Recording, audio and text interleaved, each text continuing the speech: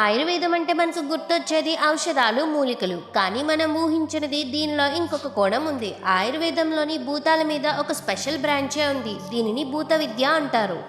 ఆయుర్వేదాన్ని 8 భాగాలుగా విభజించారు. ఇందులో ఒకటి భూత విద్య అంటే నాలెడ్జ్ ఆఫ్ స్పిరిట్స్. ఈ భాగంలోని mental illness, hallucination, spirit possessions, black magic curses మీద ఆయుర్వేదం చెప్పిన సొల్యూషన్స్ ఉంటాయి.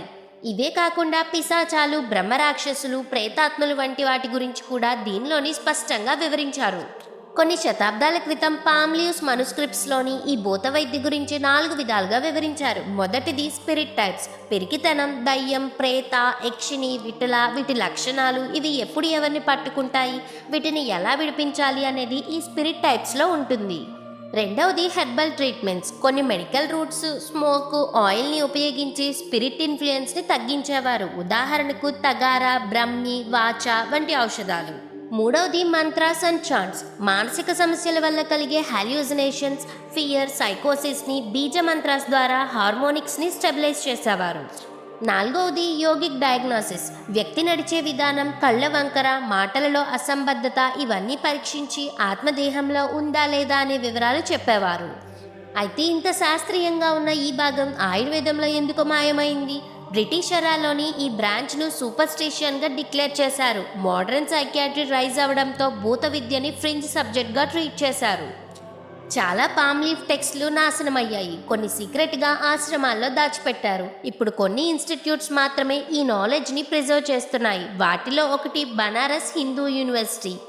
అయితే ప్రస్తుతానికి ఇవి ఇంకా యూజ్ చేస్తున్నారా అంటే ఇండియాలోని కొన్ని ట్రైబల్ రీజియన్స్లో, ముఖ్యంగా కేరళలోని మూలగత వైద్యులు, వారణాసిలోని తాంత్రికులు ఇంకా భూత విద్యా ప్రిన్సిపల్స్ను ఫాలో అవుతున్నారు.